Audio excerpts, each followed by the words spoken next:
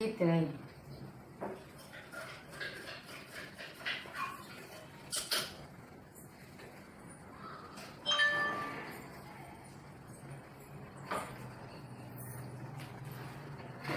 முதல்ல சாலைக்கு எங்கள் அப்பா அம்மா எல்லோரும் குடும்பத்தோடு வந்தோம். வரும்போது அண்ணாவாசலேருந்து காரில் வந்துட்டு இருந்தோம். பாதி வழியில் நல்ல குடிமரம் தெரிஞ்சது. குடிமரத்தை பார்த்ததே எல்லாத்துக்கும் எங்களுக்கெல்லாம் எங்கள் அப்பா சொல்கிற அதுதான் சாலை அப்படின்னு. பார்த்தா வனாந்திரம் மாதிரி இருந்தது. காடு சுற்றி வெறும் ஒத்தடிப்பாக தான் இருந்துச்சு. அப்புறம் வந்து சேர்ந்ததும் ஆண்டவங்களை தரிசனம் பண்ணுறதுக்கு கூட்டின்னு போனாங்க. அப்பா கூட்டின்னு போனதும் ஆண்டவங்களை தரிசனம் பண்ணும்போது செண்பகப்பூ வாசனை கமகமகமான விழுந்தது. என்னடா என்னவோ பூ வாசனை அடிக்குது அப்படின்னு நினச்சிட்டு நினச்சேன் நான். அப்போ அது தெய்வலோக பிள்ளைலாம் இப்படி தான் வாசனையாக இருக்கும்னு சொல்லுவாங்களே அப்படின்னு நினச்சிட்டேன். அதுக்கப்புறம் அந்த தரிசனம் பண்ணிவிட்டு எல்லோரும் அம்மா அப்பா எல்லோரும் வீட்டுக்கு வந்துட்டோம். எனக்கு இந்த வாசனை நமக்கும் கிடைக்கணும் அப்படின்னு எனக்கு ஒரு ஆசை வந்துருச்சு. அதனால் நம்ம வந்து இங்கேயே இருக்கணும் அப்படின்னு ஆசையாக இருந்தது. சரின்னு அது போல் சரி எப்படா டைம் கிடைக்கும், அப்பா அம்மா கிளம்பிடுவாங்களே 2-3 நாளில், நம்ம வந்து இருக்கிறதுக்கு ஏற்பாடு பண்ணணும்னு சொல்லிட்டு நினச்சிட்டு இருந்தேன். அப்புறம் அப்பா போகிறதுக்கு தெய்வத்திட்ட உத்தரவு கேட்டாங்க. 3 நாள் எடுத்துகிட்டு அப்புறம் உத்தரவு கேட்டாங்க அவங்க. அதனால் சரி போயிட்டு வாடா அப்படின்ட்டாங்க. நான் மட்டும் எங்கள் வீட்டில் நாங்கள் 4 பையன்கள், 4 ஆண் பிள்ளைகள், 3 பெண்கள், 7 பேர் எங்கள் அப்பாவுக்கு. நான் 2வது பொண்ணு. அதில் என் பேர் சரஸ்வதின்னு பேர். நான் மட்டும் எங்கள் அப்பா வந்து நல்ல காரியத்துக்கு எப்போவுமே தடுக்க மாட்டாங்க. சரின்னு சொல்லி அதுக்கு ஹெல்ப் பண்ணுவார், உதவி பண்ணுவார்.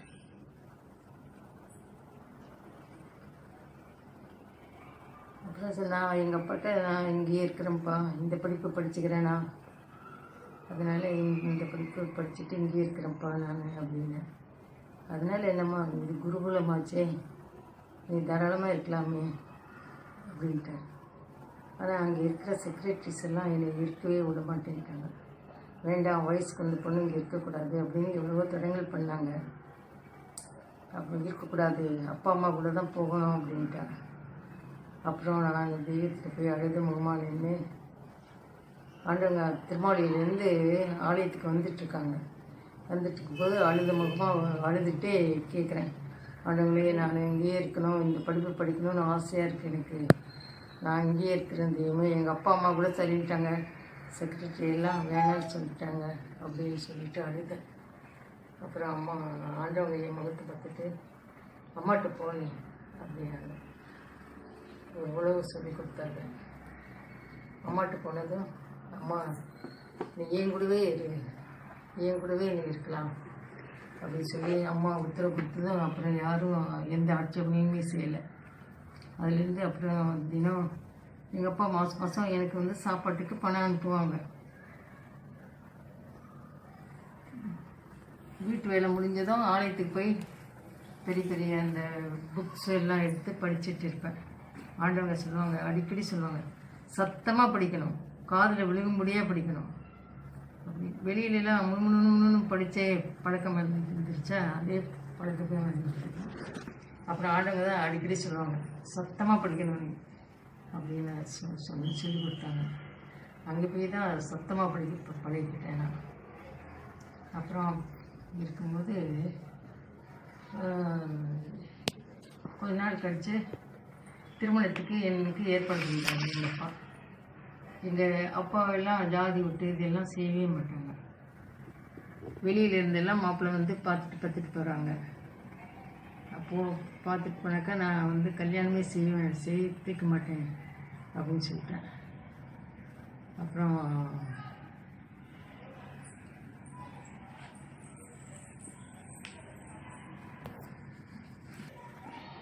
நான் வந்து இங்கே வர்றதுக்கு முன்னாடியே வெளியில் 2 வருஷம் வேலை பார்த்துட்டு இங்கே வந்ததும் நான் அந்த வேலைக்கு போக மாட்டேன்னுட்டேன். அதனால் எங்கள் அப்பா ஆண்டவங்கிட்ட சொல்லியிருப்பாங்க போல, வேலைக்கு போயிட்டு தான் இருந்தா இங்கே வந்து தான் வேலைக்கு போக மாட்டேன்ட்டேன் அப்படின்னு. ஆண்டவங்க பார்த்தாங்க. பார்த்துட்டு ரொம்ப சூட்சமாக சொன்னாங்க. நான் எதையுமே அவங்க சொன்ன உடனே அதை கிரகிச்சுக்குவேன். அப்போ என்கிட்ட கேட்குறாங்க கூப்பிட்டு, நீ வேலைக்கு போயிட்டு இருந்தியாமே அப்படின்னு மட்டும் கேட்டாங்க. நீங்கள் தெய்வமே அப்படின்னு. அப்போ வேலைக்கு போவாதேயுமே அப்படின்னு கேட்டேன். போ அப்படின்ட்டாங்க. சரின்னு அவங்க சொன்னபடி அப்புறம் சரின்னு திரும்ப வேலைக்கு போய் ஜாயின் பண்ணேன். எங்கள் அப்பா தான் ஒரு தபால் எழுதி கொடுத்தார். உடனே அவங்க ஸ்டூடெண்ட் தான் எனக்கு ஆஃபீஸராக இருந்தார். அதனால் உடனே ஆர்டர் போட்டு ஜாயின் பண்ணிட்டேன். அது வந்து எதுக்கு ஆண்டவங்க சொன்னாங்க அப்படின்னாக்கா, நான் திருமணமே செய்ய மாட்டேன்னு சொல்லிட்டு இருந்தேன். இவளை எப்படி திருமணம் செய்ய வைக்கிறது அப்படின்னு சொல்லிட்டு, அதனால தான் கபட நாடகம் சுற்றுறதா ஆண்டவங்க.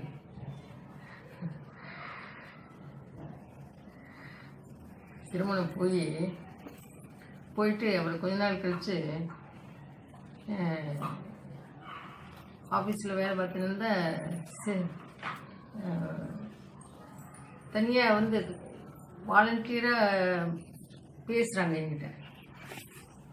அப்போது எனக்கு வந்து நமக்கு ஒரு துணைக்கு ஆள் இருந்தால் நல்லா இருக்குது அப்படின்னு என் வாயாலேயே அது வரணும் அப்படின்னு சொல்லிட்டு அனுப்பிச்சிருக்காங்க. அதுக்கப்புறம் தான் தெரியும் எனக்கு. அவளே துணை கேட்கட்டும், அப்புறம் அவளுக்கு துணை சேர்த்து வைப்போம் அப்படின்னு சொல்லிட்டு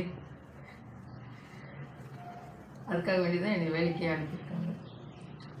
அப்புறம் யாரோ ஒரு அங்கேருந்து தபால் எழுதினேன் தெய்வத்துக்கு, இந்த மாதிரி எனக்கு துணைக்கு ஆள் வேணும் தெய்வமே அப்படின்னு சொல்லிட்டு.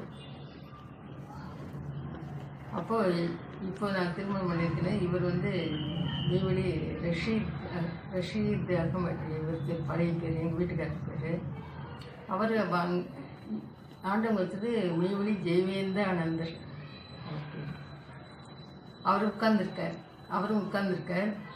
செக்ரட்டரியெல்லாம் உட்காந்துருக்காங்க. அப்போ சபையில் இந்த தபாலை கொண்டு வந்து படிக்கிறாங்க. இந்த மாதிரி சர்ஸ் வந்து துணைக்கு ஆள் வேணுமா அப்படின்னு கேட்குறாங்க. ஆளுங்க சிரிச்சுக்கிட்டு, துணைக்கு ஆள் வேணுமா, யார் தெரியுமா அப்படின்னு இப்படி கண்ணை காமிச்சாங்க. எங்கள் வீட்டுக்காரர் அப்புறம் பின்னாடி சொன்னார், கல்யாணம் ஆனதுக்கப்புறம் சொல்கிறார் அப்படின்ட்டு. அது மாதிரி அன்றைக்கே உன்னை சுட்டி காமிச்சாங்க என்கிட்ட அப்படின்னாங்க. அப்புறம் அதுக்கப்புறம் அவங்க திருமணம் எப்படி நடந்தது அப்படின்னாக்கா, நான் வந்து ஃபஸ்ட் அப்பாயின்மெண்ட்டே எனக்கு திருப்பூர்லேருந்து நேராக நாமக்கல் வந்துட்டேன். நாமக்கல்லில் இருக்கும்போது தான் இந்த ஆண்டவங்க ஒரு தபால் ஒன்று எழுதிட்டாங்க எனக்கு கார்டில். 1 வாரம் லீவு போட்டுவிட்டு உடனே வர சொல்லவும் அப்படின்னு எழுத சொல்கிறாங்க. அப்படின்னு தபால் எழுதி எனக்கு ஒரு தபால் வந்துச்சு. தபால் வந்ததும் எங்கள் ஆஃபீஸர்கிட்ட காமிச்சு லீவு கேட்டேன். அவங்க அது என்னம்மா 1 வாரம் லீவு போட்டது, அது வந்து கல்யாணத்துக்கு தான், கல்யாணம் பண்ணி வைக்க தான் வர சொல்லியிருப்பாங்க, போய் தாலி கட்டிட்டு நீ வாமா அப்படின்ட்டு சாங்ஷன் பண்ணிட்டேன் லீவை. சரின்னு அப்புறம் வந்ததும் தீர்ப்பு போட்டு அவங்க ஆலயத்தில் எப்போ வருவேன்னு இருக்கிறப்பல இருக்குது நிலைமை. வந்ததும் தீர்த்தம் போட்டதும் உடனே உள்ளே கூப்பிட்டாங்க. ஆலயத்தில் உட்காந்துருக்காங்க. கூப்பிட்டு போய் தனியாக அங்கே அப்போது உபதேசம் கொடுத்து மேடையாட்டம் இருக்கும். அந்த மேடைக்கு பக்கத்தில் சேர் பக்கத்தில் ஆண்டவங்க உட்காந்துட்டு என்னை இருக்க சொல்லுவாங்க. இருந்துட்டு அவங்க அந்த மாதிரி சந்தோஷப்பட்டது திருமுகத்தை நான் பார்த்ததே இல்லை. அது வரைக்கும் அங்கேயே இருந்தேன். அங்கேயே 1 வருஷம் இருந்தேன். இருந்தாலும் அப்போ வந்து அவங்க திருமுகம் வந்து அவங்க ஆசிரமத்தில் உட்காந்துட்டு நான் கீழே உட்காந்துருக்கேன். கேட்குறாங்க, என்னை ரொம்ப சந்தோஷத்தோடு புன்முறுவலோடு கேட்குறாங்க, ரஷீதை கட்டிக்கிறியா அப்படின்னு சொல்லிட்டு கேட்டாங்க. எனக்கு அப்படி திக்குன்ட்டு கண்ணிலேருந்து தண்ணீர் ஞாபகம் வருது. அழுகிறேன். ஏண்டி அழுகிறேன் அப்படின்னா, எனக்கு மனசில் என்னென்னா, ஒரு முஸ்லீம் ஆச்சு, அப்படின்னு சொல்லிட்டு அழுகிறேன். அப்புறம் என்னை நல்லா வச்சுக்கணும் டி, மேலே அது ஒன்று மட்டும் கேட்டேன், நான் இருக்கேன்டி உனக்கு அப்படின்ட்டாங்க. ஏன் அதை சுட்டி காட்டுறேன் அப்படின்னா, எங்கள் அப்பா வந்து முஸ்லீம் அப்படின்னா எங்கள் வீட்டிலலாம் முஸ்லீம் வந்து திண்ணையில் உட்காந்தா கூட அந்த திண்ணையை நாங்கள் கழுவி விடணும். தொழுக்கங்க வந்து இப்படி தொட்டுட்டா அந்த சதையை சீவி எறியும் அப்படின்னு எங்கள் வைஷ்ணவத்தில் இருக்குது. அதெல்லாம் நினச்சோம் முருகனாச்சு அப்படின்னு நினச்சிட்டு அழுதேன். ஆனால் ஆண்டவங்க நான் இருக்கேன் அப்படின்னு சொல்லிட்டு இதை சமாதானப்படுத்தி அதுக்கப்புறம் ஆலயத்துக்கு வந்து ஆசனத்தில் உட்காந்து நகரை அடிக்க சொல்லி என்கிட்ட சம்மதத்தை வாங்கிட்டு வந்து அவருக்கு ஆள் அனுப்புகிறாங்க. அவர்கிட்ட போய் இந்த மாதிரி திருமண செய்திக்கு சம்மதமானு கேட்டுட்டு வா அப்படின்னு நட்சத்திரந்திர அனுப்புகிறாங்க. அவர் போனா வீட்டுக்கு போனால் அவர் படுத்து தூங்கிட்டு இருக்கார். அவரை தட்டி எழுப்பி இந்த மாதிரி ஆண்டவங்க ஒன்று திருமணம் செய்யறதுக்கு சம்மதமான ஒன்று கேட்டாங்க அப்படின்னு கேட்குறாரு. அவர் சரி, எங்கள் வீட்டுக்காரர் சொல்லிட்டு எனக்கு வருங்காலம் தெரியாது, ஆண்டவங்க எப்படி அமைச்சு தராங்களோ அதன்படி நான் ஏற்றுக்கிறேன் அப்படின்ட்டாங்க. உடனே சரின்னு எந்திரிச்சு கைகால் விட்டு அவரும் ட்ரெஸ் எல்லாம் மாற்றிட்டு நட்சத்திரம் முன்னாடி வந்தார், பின்னாடியே இவரும் வந்தார். எங்கள் வீட்டுக்காரர் வந்ததுக்கப்புறம் நகரை அடித்து என்னையும் அவரையும் நிற்க வச்சுட்டு இதுதான் பொண்ணு இதுதான் மாப்பிள்ளை, உடனே நாளைக்கு திருமணத்துக்கு ஏற்பாடு பண்ணுங்க அப்படின்னு சொல்லிட்டாங்க. அது வரைக்கும் அவங்கவுங்க குலத்திலே தான், முதலியார்னா முதலியார், செட்டியார்னா செட்டியார், நாயுடுனா நாயுடு, அப்படி அவங்கவுங்க குலத்திலேயே தான் செய்துகிட்டே இருந்தாங்க.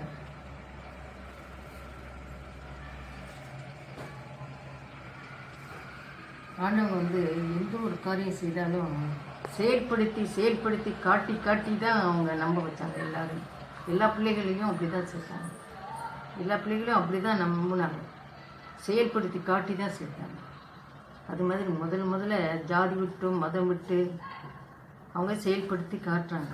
இந்த பாருங்கடா நான் செய்கிறேன், ஒரு வைஷ்ணவ குலத்து பெண்ணுக்கும் ஒரு இஸ்லாமிய பையனுக்கும் நான் மேரேஜ் பண்ணிக்கிறேன்னு செய்து காட்டுறாங்க. எல்லாரும் இந்த சபையில் உள்ள எல்லா செக்ரட்டரியும் தடுத்தாங்க. ஆனால் ஆண்டவங்க நிற்க வச்சு அது நாளைக்கே திருமணம்னு சொல்லிட்டாங்க. அப்புறம் நாளான்னைக்கு கொடி, எங்கள் வீட்டுக்காரர் சொல்லிட்டார், ஆண்டவங்களே நாளான்னைக்கு கொடி இருக்குது தெய்வமே, அதில் வச்சுக்கலாம் அப்படின்னு சொல்லிட்டாங்க. அப்படியேடா சரிடா அப்படியே வச்சுக்கலாங்க அப்படின்னு சொல்கிறாங்க. ரொம்ப சந்தோஷம் அவங்களுக்கு. அப்புறம் வரவங்களெல்லாம் தரிசனத்துக்கு எல்லோரும் கொடிக்கு தரிசனத்துக்கு வராங்க. வந்தவங்களெல்லாம் திருமணம் வச்சுருக்கேன் வந்துருப்பா அப்படின்னு எல்லோரும் வரவங்க தரிசனம் பண்ண வரவங்க எல்லாம் அழைச்சாங்க. ஆண்டவங்களே அழைச்சி திருமணம் செய்து அந்த நாமக்கல்லில் செட்டியார், அவர் பஸ் டிரான்ஸ்போர்ட் முதலாளி, அவங்க வீட்டில் தான் நான் குடியிருக்கிறேன். அப்புறம் என்னை கொண்டு போய் பொண்ணு மாப்பிள்ளையை கொண்டு போய் அங்கே கொண்டு போய் விட்டுட்டு அவர்கிட்ட சொல்லிட்டு வந்துடுங்க அப்படின்னு செட்டியார், கண்ணபிரான் செட்டியார்னு பஸ் ஓனர் அவர். அவங்ககிட்ட சொல்லிவிட்டு எங்களை செக்ரட்டரி எல்லாம் அனந்தர்கள் எல்லாம் கூட வந்து எங்களை விட்டுட்டு அப்படி நடந்தது. அப்படி செயல்படுத்தி காட்டாங்க. முதல்ல வச்சுட்டேன். அதுக்கப்புறம் தான் பெரிய தம்பிமார்களுக்கெல்லாம் கூட 27 கல்யாணம் ஒன்றா நடந்தது. அந்த மாதிரி திருமணம் நடந்தது. அந்த கமகமான வாசனை இருக்குமே, அது எத்தனையோ தடவைகள் நான் அது வரைக்கும் அந்த மாதிரி பார்த்ததே இல்லை. ஆண்டவங்க வந்து திருமாவளியிலேருந்து இறங்குவாங்க. இறங்குனா இறங்கி கொஞ்சம் தூரம் ஒரு 4 அடி எடுத்து வச்சுருப்பாங்க. அந்த ஆலயத்தில் உட்காந்துருப்பேன். நான் உட்காந்துருந்து அந்த வாசனை வந்து கமகமன்னு அப்படியே உருவமில்லாத ஒன்று ஓடி வந்து ஆண்டவங்க வராங்கன்னு பராக்கு சொல்கிற மாதிரி இருக்கும் எனக்கு. திரும்பி பார்த்தாக்கா உடனே அவங்க வந்துட்டுருப்பாங்க அங்கேருந்து. என்ன ஆச்சரியம், என்ன அதிசயம், இப்படி இருக்கு, இதுதான் தேவலோகமோ அப்படின்ட்டுலாம் எனக்கு. அப்போ நான் சேரல. எத்தனையோ தினம் முயற்சி செய்து நான் இது திருமணத்துக்கு ஒரு கொஞ்ச நாள் முன்னால் தான் என்னை சேர்த்தாங்க. சரி அழுதுகிட்டே இருக்கா, சேர்த்துடலாம் அப்படின்னு சொல்லிட்டு சேர்த்தாங்க. அந்த இதை உருவம் தெரியாத ஒன்று ஓடி பராக் சொல்லிட்டு அவங்களுக்கு கட்டிங் குறிட்டு வருதுன்னா அவங்க யாராக இருக்கணும் அப்படின்னு எனக்கு ஆச்சரியமாக இருக்கும். அதை தவிர அவங்க ஆசனத்தில் உட்காந்து பேசும்போது அவங்க திடமான துணி, சத்தமாக பேசுவாங்க.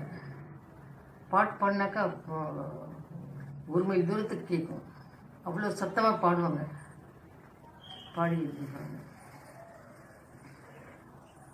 அது மாதிரி அந்த ஜாதி விட்டு ஜாதி செய்கிறது, 69 ஜாதிகள் ஒரே இடத்துல இருந்து கைகூப்பி ஒரு தெய்வத்தை வணங்குறாங்க அப்படின்னா அது உலகத்திலேயே மகா அதிசயமான யாரும் உண்டாக்க முடியாத ஒரு மெய்வழி சபையை ஆண்டவங்க உண்டாக்கி வச்சுட்டு நீங்களாம் தூதர்கள், எனக்கு என்னுடைய இதை நீங்கள் எடுத்து சொல்லணும் உலகத்துக்கு அப்படின்னு சொல்லி எங்களை வச்சுட்டு போயிருக்காங்க. அப்புறம் ஒரு நாள் திருமணத்துக்கு முன்னாடி, அதனால் அவங்க எழுதின எந்த வாசகமும் செயல் இல்லாத வாசகம் எதுவுமே கிடையாது. செயலுடன் கூடிய வாசகமாக தான் இருக்கும். இந்த செண்பகப்பூ மனம் கமகமான இருக்கும். நான் சென்னையில் வேலை பார்க்கும்போது ஒரே ஒரு புஷ்பம் செண்பகப்பூன்னு விற்றுட்டு போனான் பூக்காரி. வாங்கி ட்ரெயினில் போகும்போது அதை வாங்கி மோந்து பார்க்குறேன், சும்மா லேசாக தான் வருது, வாசனையே இல்லை. அங்கேயே திமித்து வந்து தெய்வத்திட்ட திருமேனியிலேருந்து.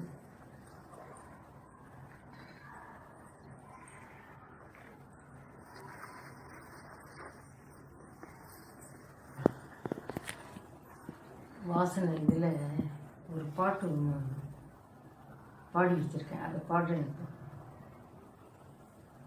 சாலை திருக்கண்டேன் தூய பாகை முடியில் தெய்வம் பொன்மேனி கண்டேன், திருச்சங்கு கண்டேன் தங்க நிற முப்புரி நூலும் கண்டேன், பஞ்சகச்சையுடன் திருக்கையில் வாளும் கண்டேன், தனித்த கில்நாமம் சன்னதம் கண்டேன், விரட்டெனச் செல்லும் கடனடை வேகம் கண்டேன், செண்பகப்பூ மனமும் வந்து திருவருகை சொல்லும் பாங்கு கண்டேன், வாசவா செண்பகப்பூ மனம் கமழ்ந்தவா போற்றி போற்றியே, மகரிஷி பன்னசாலை அமைத்தவா போற்றி போற்றியே, வள்ளலே திருத்தணிகை மணி பெற்றவா போற்றி போற்றியே, உத்தமா மகதி சாலை ஆண்டவா போற்றி போற்றியே, நாயகா ஸ்ரீ வித்து நாயகா துணைவா போற்றி போற்றியே, காருண்யா முத்தி பாலிப்பு அருளியவா போற்றி போற்றியே, வேணியா சத்திய ஒளி நாதா போற்றி போற்றியே, மைத்ரேயா தம்மம் தந்த ஆதிமேனிகா போற்றி போற்றியே, வேதியா வீணை மேல் வைத்த கை என் மேல் வைத்தவா போற்றி போற்றியே, அத்தனே அம்மையே குருதேவா போற்றி போற்றியே.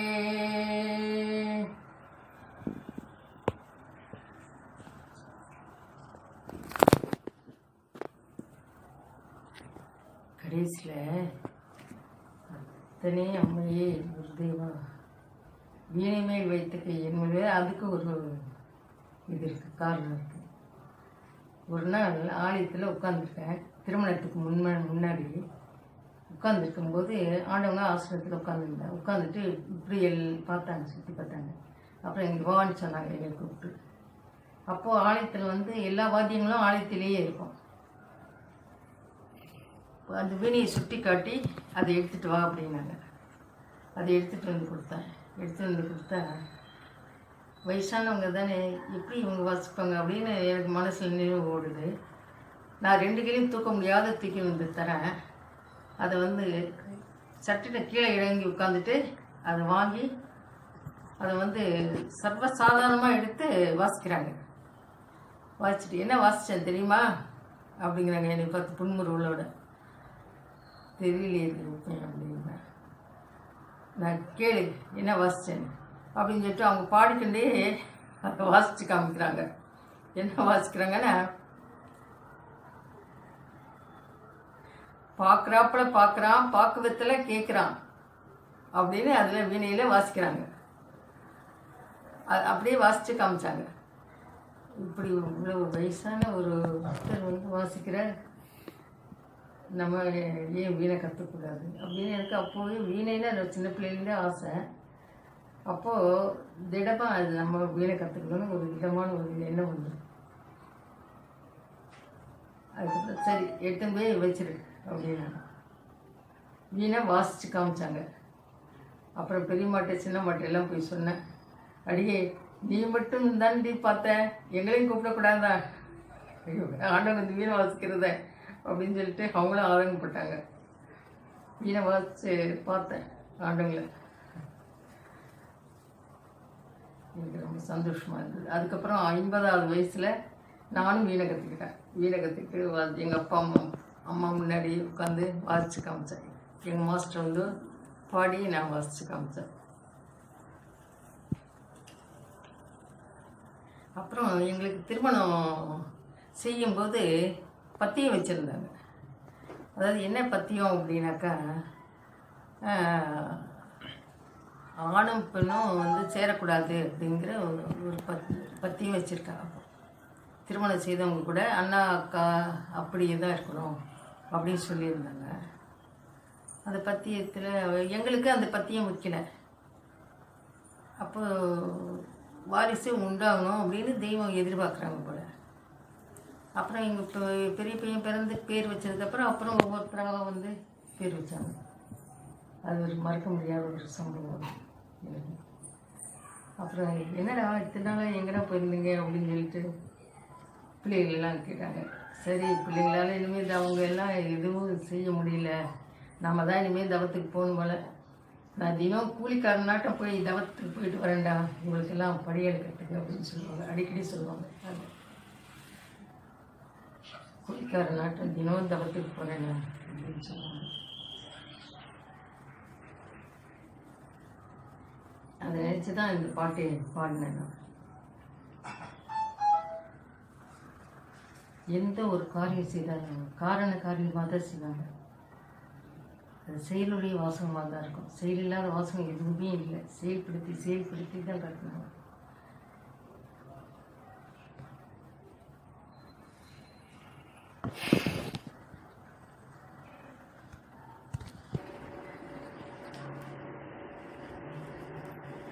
அதுக்கப்புறம் வர வர வந்து ஜாதி விட்டு ஜாதி, இப்படி மதம் விட்டு எல்லாம் கொஞ்சம் கொஞ்சமாக மாறி இப்போ சர்வசாதாரணமாக ஜாதி விட்டு எல்லாம் திருமணம் செய்திருக்கிறாங்க சாலையில்.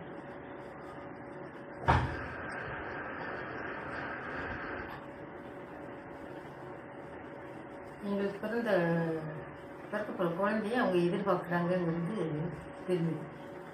முதல் குழந்தை எனக்கு பிறந்து போயிடுச்சு. 2வது குழந்தை வந்து எனக்கு ஆண்மகன் ஆம்பளுக்கு. அப்போது அம்மா பெரியம்மா வந்து சொல்லியிருக்காங்க, சரசு முண்டை இருக்கா அப்படின்னு. ஆண்டவங்களுக்கு ரொம்ப சந்தோஷம். அப்போ வந்து நமஸ்காரம் பண்ணிவிட்டு நான் வீட்டுக்கு போகிறதுக்கு நம்ம திருமாலியிலேருந்து வந்து நமஸ்காரம் பண்ணிட்டு போகிறேன்.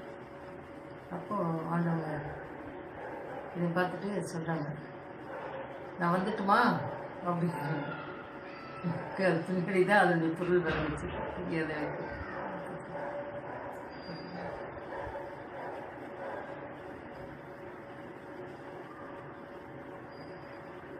எந்த ஒரு இதுனாலும் தெய்வத்துக்கு தான் போய் சொல்லுவேன். எங்கள் அப்பா அம்மா கிட்ட போய் சொல்ல மாட்டேன். தெய்வத்துக்கு தான் போய் முறையிடுவேன். தெய்வம் அதை தீர்த்து தீர்த்து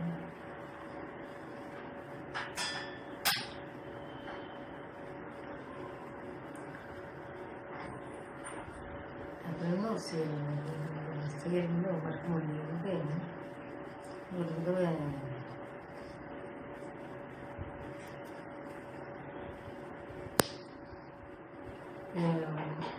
மூத்த பையனுக்கு சாலை தில்லை திலகம்னு பேர் வச்சாங்க. 2வது பொண்ணுக்கு சாலை சிவந்தமதின்னு பேர் வச்சாங்க. இந்த தில்லை திலகம் தவழ்ந்துட்டுருக்கான்.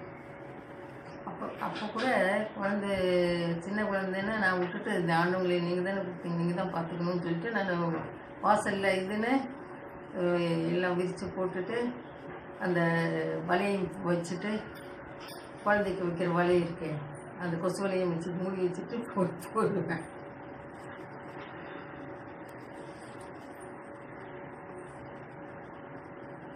அப்போ தவழ்ந்துட்டுருக்கான். தவழ்கிற ஏஜ் அவனுக்கு. தவழ்ந்துட்டு இருக்கும்போது ஒரு கோயில் மாடு, நம்ம சாலையில் கோயில் மாடு இருக்கும். அது மஞ்சு விரட்டு கூப்பிடுவாங்க கோயில் மாடு. அது எங்கே போனாலும் ஜெயிச்சுட்டு வந்துடும். ஆண்டவங்க இருக்கிற வரைக்கும் அந்த நம்ம சாலை கோயில் மாடு தான் ஜெயிக்கும். அப்போது அந்த கோயில் மாடு திருவாளியிலேருந்து வருது. இவன் தவமாளிக்கு தவழ்ந்துட்டே போகிறான். அது தவமாளிக்கு பக்கத்தில் வருது. எங்கள் அம்மா அவங்க வீட்டிலேருந்து பார்க்குறாங்க, மங்களக்கா அவங்க வீட்டிலேருந்து பார்க்குறாங்க. எதிர்க்க தெற்க இருந்து எங்கள் அம்மா பார்க்குறாங்க, எங்கள் அம்மாவும் எங்கள் பாட்டியும். நான் இங்கே எங்கள் வீட்டிலேருந்து கிழக்க பார்த்துட்ருக்கேன். 3 திசையிலேருந்து பார்க்குறோம். அது வந்துட்டுருக்கு. போய் தவழ்ந்துட்டே போய் உட்காந்துக்கிட்டான். அதை பார்த்ததும் அவனுக்கு எப்படி தெரிஞ்சது தெரியல. தவழ்கிற குழந்தை உட்காந்துட்டான். உட்காந்தது அது பக்கத்தில் அந்த கொம்பை கொடுத்தது. கொம்பை பிடிச்சிட்டு நின்னான். நின்னதும் அது 1 நிமிஷம் அப்படி பேசாமல் இருந்தது. அப்புறம் இப்படி தலையை அசைஞ்சது பக்தனுக்கு கீழே உட்காந்துக்கிட்டான். அப்படி உட்காந்துட்டு அந்த அந்த கோயிலுக்கான அது பாட்டுக்கு கம்முன்னு போயிடுச்சு. ஒன்றுமே பண்ணல குழந்தை. அது ஒரு மறக்க முடியாத சம்பவம்.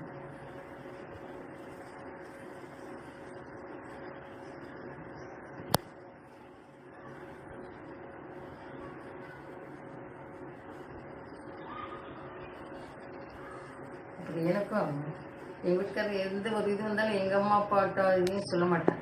பெரியம்மா சின்ன மாட்டையும் சொல்ல மாட்டேன். தெய்வத்துக்கு தான் போய் முறையிடுவேன். அது மாதிரி ஒரு தடவை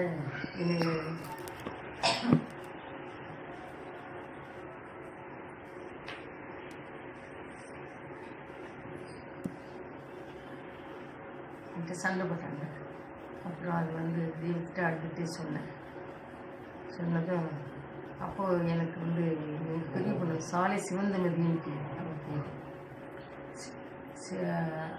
சிவந்தமதின்னு பேர் வச்சது எனக்கு கவலை வந்துச்சு.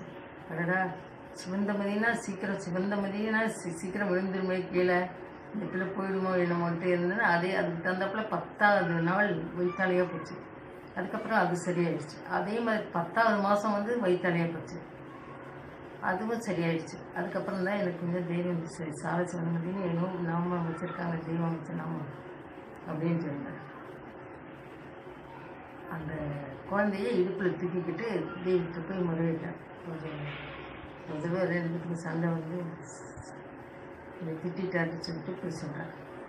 அப்போ இந்த குழந்தைய இடுப்பில் தூக்கிட்டு போனவன் நானும் குழந்தையும் போய் திருமலையில் போய் அவளை இறக்கி விட்டுட்டு ஒரு மூலையில் இங்கே இறக்கி விட்டுட்டு போய் இருக்க நமஸ்காரம் பண்ணிட்டு அழுகிறேன். வெளியே அழுகிறேன், ஏன் அழுகிறேன்னு ஆண்டவங்க ஆதரவத்தோட முகம் சிவந்து போய் கேட்டாங்க. அப்போது அவனை கூப்பிடுடா அப்படின்னு சொல்லிட்டு அல்லம்மா அவனை கூப்பிடு அப்படின்னு சொல்லிட்டு சொல்கிறாங்க. அல்லம்மாநந்தர் ஓடி போய் கூப்பிட்டு வந்தேன். அடிக்கப்படாங்க. அதுக்குள்ளே பெரியம்மா ஓடி ஆண்டவளை நான் அடிக்கிறேன் அவங்க அப்படின்னு சொல்லிட்டு அவங்க கோபத்தை தணிக்கிறதுக்காக அந்த குழந்தையை சுட்டி காட்டி இப்போ எந்த மூலையில் என்ன பண்ணிட்டு இருக்கா, இறக்கி விட்டுதோம் முழங்கால் போட்டுட்டு 2 கையும் ஏந்திட்டு இருக்கிறா. அந்த முழங்கால் போட்டுட்டு அப்படியே ஏந்தி நிற்கிறா.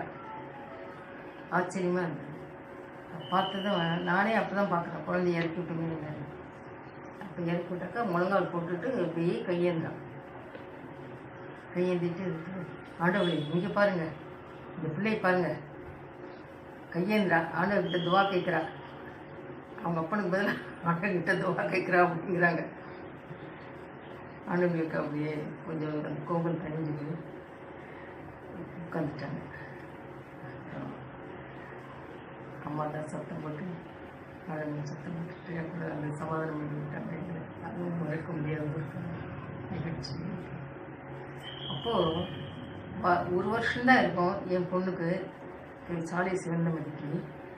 அவளுக்கு அவள் பட்டம் வாங்கிட்டா, பிள்ளையாடாது முத்துடாது அப்படின்னு முத்துன்னு பட்டம் வாங்கிட்டா. தெய்வத்திட்ட வாய் பேச முடியாது. நம்ம கூடவே இருந்தால் நம்ம ஒரு பட்டம் கூட வாங்கலையே அப்படின்னு இருக்கு. இப்போ நினைப்பு வருது.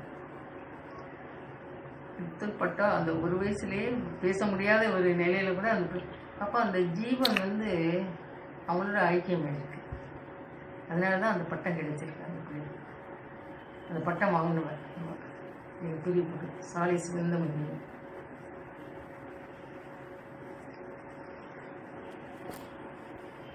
தண்ணி வேணுமாண்ணா? தண்ணி வேணுமாமா? தண்ணி. திருமணத்தில் ஒரு முக்கியமான நிகழ்ச்சி.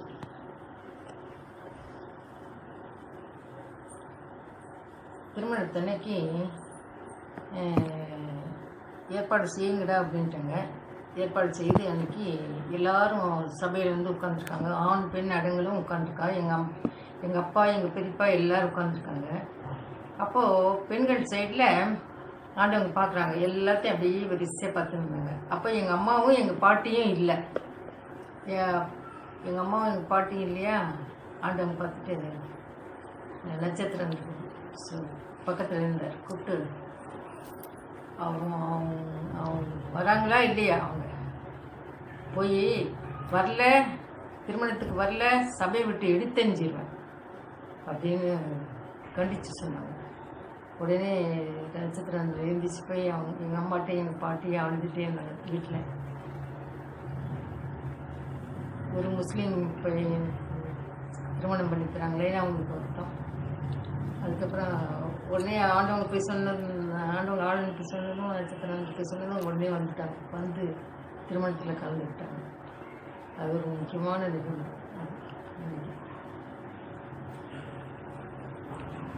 அதுக்கப்புறம் எனக்கு முதல் குழந்தை போயிடுச்சு. 2வது பையன் சாலை தில்லத்திலகம்னு பேர். அவன் வந்து அவனை முஸ்லீம் பிறந்த பிள்ளைன்னு சொல்லிட்டு எங்கள் பாட்டி வந்து முதிரஸ்தானம் எல்லாம் வாங்கினவங்க. அவங்க சங்க சக்கரம் எல்லாம் வாங்கினவங்க. அதனால் அவங்க தூக்க மாட்டாங்க. என் குழந்தைய தூக்கவே மாட்டாங்க. அவளை தூக்கவே மாட்டாங்க. எங்கள் அம்மா தான் தூக்குவாங்க, எங்கள் பாட்டி தூக்க மாட்டாங்க. அப்போது ஒரு நாள் வந்து இந்த சம்பவம் நடக்குது. நான் எங்கள் வீட்டில் இருக்கேன். எங்கள் அம்மா வீட்டில் என் பாட்டிக்கிட்ட பார்த்துக்கோங்க பாட்டி கொஞ்சம் அப்படின்னு சொல்லிட்டு அவனுக்கு வந்து கண்ணு வலி. அதனால விட்டுட்டுருக்கேன். நல்லா நடப்பான், நடக்கிற வயசு, நல்லா நடந்துட்டு பேசுவான். நடந்துட்டு பேசுகிறான். ஒரு 4 வயசு 5 வயசு இருக்கும். நல்லா நடந்துட்டு பேசிகிட்டு இருக்கான். அந்த வயசு அவனுக்கு. அப்போது சாயங்காலம் நகரம் அடிக்கிறாங்க. நகரம் அடித்ததும் எல்லோரும் வெளியே வந்து வாசலில் வந்து நின்றுட்டு கை கட்டிட்டு நான் காஷாயெல்லாம் கட்டிட்டு வணக்கம் பண்ணுவோம். அது மாதிரி நான் வந்து எங்கள் வீட்டிலேருந்து நான் வணக்கம் பண்ணுறேன். எங்கள் பாட்டிகிட்ட இவன் இருக்கான், எங்கள் பிள்ளை பிறகும் இருக்கான், மூத்த பையன். அவன் வந்து அந்த நகரா சத்தம் கேட்டதும் உடனே எந்திரிச்சு வந்து வெளியே நின்றுக்கிட்டு தெய்வத்தை பார்த்து வணக்கம் பண்ணிட்டான். எங்கள் பாட்டிக்கு அதை பார்த்ததும் பையன் வந்து தெய்வத்து மேலே எங்கள் பாட்டிக்கு ரொம்ப மரியாதை. அவங்கள குருவாக ஏற்றிக்கிட்டாங்க எங்கள் பாட்டி. சங்க சக்கரம் அதெல்லாம் முதிரஸ்தானம் வாங்கிட்டு இருந்தாலும் அவங்க வந்ததுமே பார்த்து ஆண்டவங்களை வந்து குருவாக ஏற்றிக்கிட்டாங்க. அந்த காலத்தில் கிருஷ்ண பரமாத்மா வந்தார். இப்போ அதே அவரே வந்திருக்காரு அவதாரம் செய்து. உன்னால் எனக்கு கிடைச்சதுன்னு எங்கள் அம்மாவை சொல்லுவாங்க, அடிக்கடி சொல்லுவாங்க. உன்னால் வந்து எனக்கு கிடைச்சது இந்த பாக்கியம் அப்படின்னு சொல்லுவாங்க. அப்படிப்பட்டவங்க துலுக்கம் பிள்ளைன்னு சொல்லிட்டு தூக்காது இருந்தவங்க, இவன் வந்து நின்றுட்டு வணக்கம் பண்ணுறான். அங்கே குழல் சத்தங்கிறது எப்படி செய்வாங்களோ அதே மாதிரி இவனும் நமஸ்காரம் பண்ணிட்டு வணக்கம் பண்ணுறான். அதை பார்த்ததும் பாட்டுக்கு மனசு இப்படி இத்தனோண்டு பிள்ளை அதை கண்டதும் அந்த சப்தம் கேட்டதும் குழல் சத்தம் கேட்டதும் வந்து வெளியே நின்று கண் வலியோடு இருக்கிற பையன் நமஸ்காரம் பண்ணி வணக்கம் பண்ணுறானே, அவன் யாராக இருக்கணும்? அவன் அது இப்படிப்பட்ட பிள்ளை வந்து பிறந்துட்டு நம்ம வந்து அலட்சியம் பண்ணிட்டுமே நினச்சிட்டு அந்த பாட்டி மனசு இதாகி அதுக்கப்புறம்தான் அந்த பையனை தூக்கி அவங்க மடியில் வச்சுட்டு இது பண்ணிட்டு இருந்தாங்க. அது ஒரு மறக்க முடியாத சம்பவம். அப்போது வந்து என்கிட்ட சொல்கிறாங்க, அடியே இது வந்து சாதாரணமான ஒரு பிள்ளை இல்லை, உனக்கு கொடுத்து வச்சிருக்கிறது யாரோ ஒருத்தர் வந்து ஒரு பெரியவங்க வந்து பிறந்திருக்காங்க அப்படின்ட்டு அன்னைக்கு இருந்து தான் எங்கள் பாட்டி என் பிள்ளையை தூக்குனாங்க. அது ஒரு மறக்க முடியாத ஒரு சம்பவம். எங்கள் பாட்டியும் தூக்க முடியாம வச்சுட்டா அந்த பிள்ளை.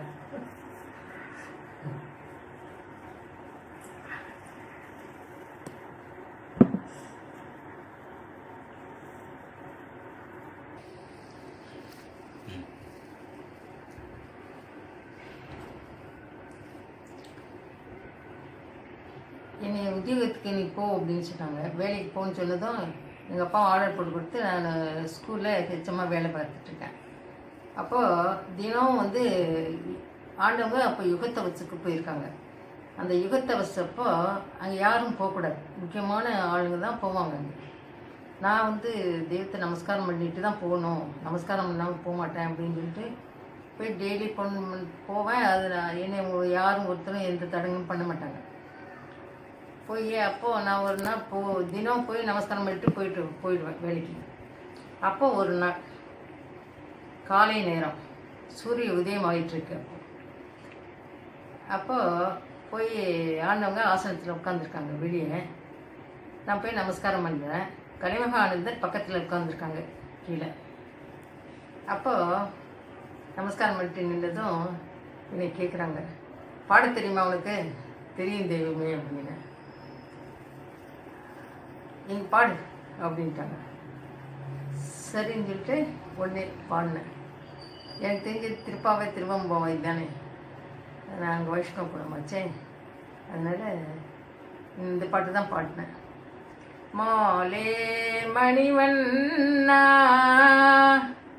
மாலே மணிவண்ணா மார்கழி நீராடுவாய் மேலையார் செய்வனகள் வெடுவன கேட்டீர் ஞாலத்தை எல்லாம் நடுங்க முரல்வன ஞாலத்தை எல்லாம் நடுங்க முரல்வன பாலன்ன வண்ணத்தி உன் பாஞ்ச சனியமே போல்வன சங்கங்கள் போய் பாடுடையனவே சால பேரும்பரையே பல்லாண்டி செய்ப்பரே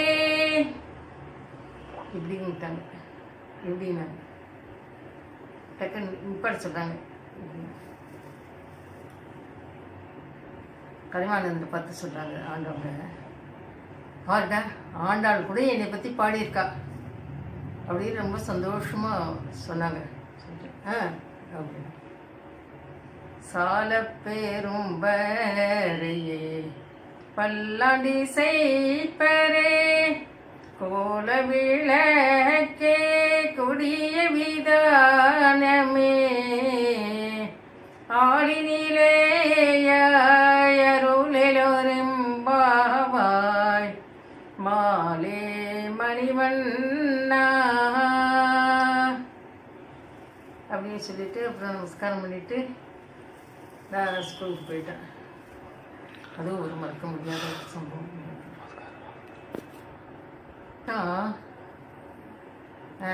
இந்த கருத்தரிப்பு முடிஞ்சதும் கழுத்து தோசைன்னு சொல்லிட்டு வேலை செய்வாங்க எல்லாத்துக்கும், சாலையில் இருக்கிற எல்லாத்துக்கும் கழுத்து தோசை ஆண்டவங்களையே எடுத்து அமுது கொடுப்பாங்க.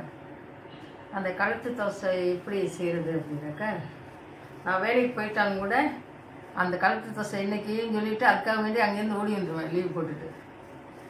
அப்போது திருமாளிகையில் அரிசி தனியாக உளுந்து தனியாக ஊற வச்சுருப்பாங்க. சாலையில் இருக்கிற அவ்வளோ பேரும் அது ஒரே குடும்பம் மாதிரி தான் இருக்கும், தனித்தனியாக எல்லாம் இருக்காது, ஒரே குடும்பம் மாதிரி தான் தெரியும். உளுந்து தனியாக அரிசி தனியாக வச்சுருப்பாங்க. அது அவங்கவுங்க எதை அரைக்க முடியுமோ அரைச்சி கொண்டு வந்து உளுந்துக்கு தனியாக இதுக்கு தனியாக வச்சுருப்பாங்க. அதில் அந்தந்த குப்பரையில் போடணும். எல்லோரும் நானும் எடுத்துகிட்டு போய் அரைச்சி கொண்டு வந்து போட்டிருக்கேன். அதுக்கப்புறம் திருமாளிகையில் வரிசையாக குழி தோண்டி அடுப்பு தோண்டி வச்சுருப்பாங்க மண்ணில். அப்புறம் அதில் வந்து அவங்கவுங்க வீட்டிலேருந்து தோசைக்கல், தோசை திருப்பி எல்லாம் கொண்டு வந்து தோசை சுடும்.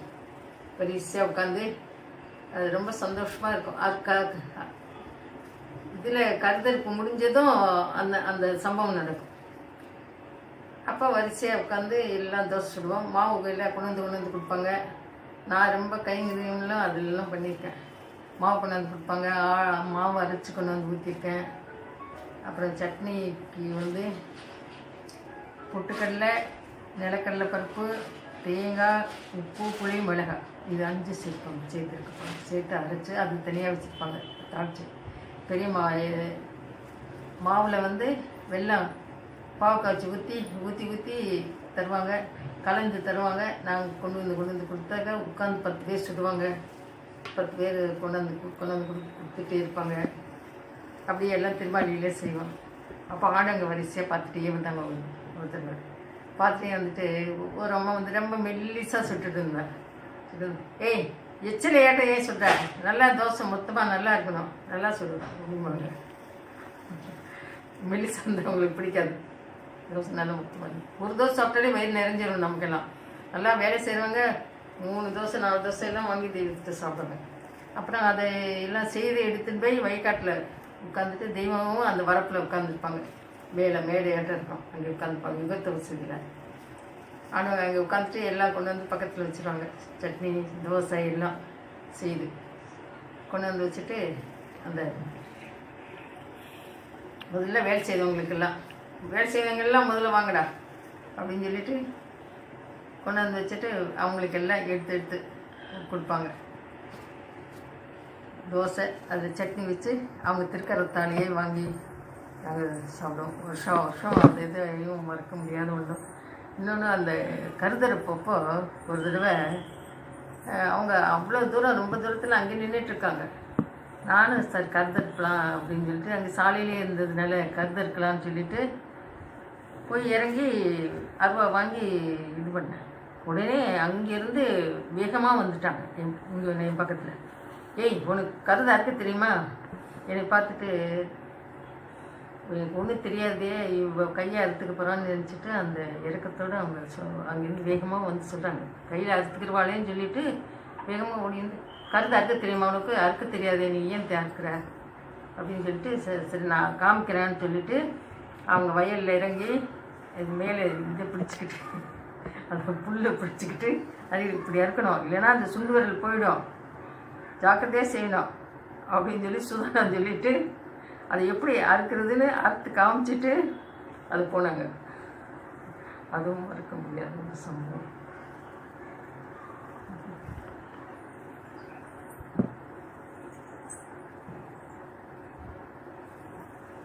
நமஸ்காரம்.